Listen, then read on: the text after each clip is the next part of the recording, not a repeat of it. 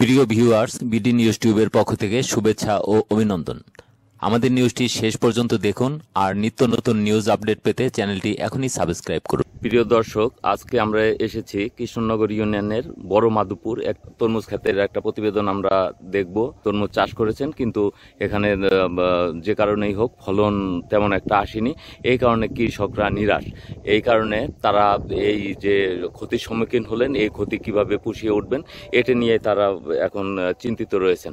আমরা এখানে প্রায় 3.5 একর জমির মতো চাষ করেছে, তা সেরকম একজন কৃষকের সাথে আমরা কথা বলবো। ভাই, আপনি বলেন যে এখানে কতটুক জমিতে চাষ করেছেন বা কি অবস্থা? আসলে আমি তরমুজ 3.5 একর তরমুজ চাষ করছি।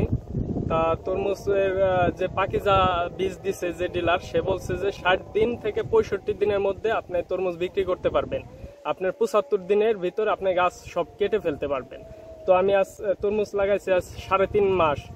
তা আমার তরমুজ গাছের খুবই সুন্দর রোদ আছে, ভালো আছে, কোনো রোগ নাই। আমি সব সময় ডিলারদের আইনে, আমি বিএসদের আইনে সব সময় পরীক্ষা নিরীক্ষা করে আমি এই তরমুজে কীটনাশক ব্যবহার করি। তো এই তরমুজ গাছ শুধু বড়ই হইতেছে, কোনো ফল নাই। ও শুধু জালি আসতেছে না, শুধু আসতেছে 2-1টা ফুল, কোনো জালি দেখা যাইতেছে না, শুধু বড় হইতেছে। আজও জানি না যে এই তরমুজে আসলে কোনো জালি আসবে কি ফল আসবে, এটা আমি আসলে জানি না। আমার এই তরমুজ লাগানোর পিছে আজ পর্যন্ত খরচ হয়েছে 3.5 লাখ টাকার উপরে খরচ হয়ে গেছে। এটা আমি বুঝতেছি না এইটা আমি কিভাবে এই ক্ষতিটা আমি উঠাবো। আসলে আমার যে বীজ, যার কাছ থেকে আমি বীজ আনছিলাম, তাপস দত্ত, ফরিদপুর মাছাটা, এটা যে ডিলার, তার কাছ থেকে আমি বীজ আনছি। তার কাছে আমি সুপ্রিম সিটের বীজ চাইছি, সে আমাকে ওই বীজ না দিয়ে আমাকে বলছে পাকিজার বীজ নেন, এইটার খুব ভালো ফলন, ভালো রেজাল্ট, আপনি এই বীজটা নেন, এটা আপনি ভালো লাভবান হতে পারবেন।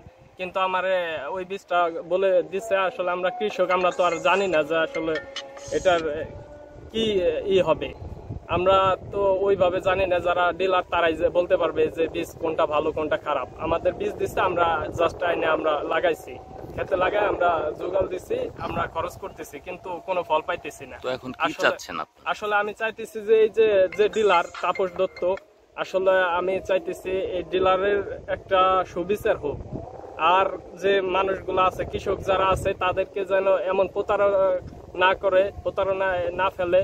আমি চাইতেছি আমার মাধ্যমে, মানে আমার যে ক্ষতিটা হয়েছে, এই ক্ষতি যেন অন্য কারো না হয়। আমি মোহাম্মদ রেজাউল করিম। আমি 1 বিঘা জমিতে তরমুজের চাষ করেছি। এতে আমার প্রায় 35 থেকে 40 হাজার টাকা খরচ হয়েছে। আমার জমিতে সেই একই অবস্থা। আমিও পাকিজা ব্র্যান্ডের তরমুজের বীজ রোপণ করেছিলাম, কিন্তু একটা ফলও ধরে নাই, শুধু ফুল আসে কিন্তু জালিও পড়ে না। ফুল থেকে মনে করেন যে ওটা ঝরে যায়। আমার ক্ষেতে একটা ফলও নাই। আমি যেভাবে পাকিজা ব্র্যান্ডের বীজ নিয়ে রোপণ করে ধরা খেয়েছি, আমি এর সুষ্ঠু বিচার চাই। এতে আমি নিঃস্ব হয়ে গেছি তরমুজের চাষ করে।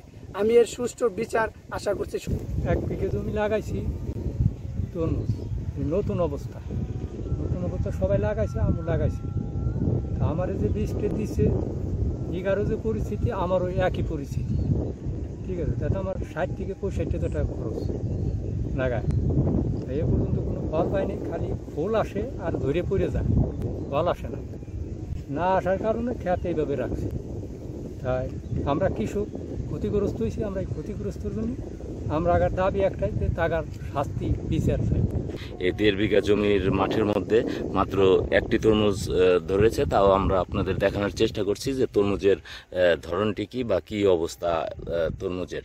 হ্যাঁ, তেরা বাঁকা হয়েছে, কিন্তু এটিও মানে তেমন ভালো অবস্থায় নেই। এই হলো পরিস্থিতি। নিউজটি আপনাদের ভালো লেগে থাকলে লাইক, কমেন্ট ও শেয়ার করুন।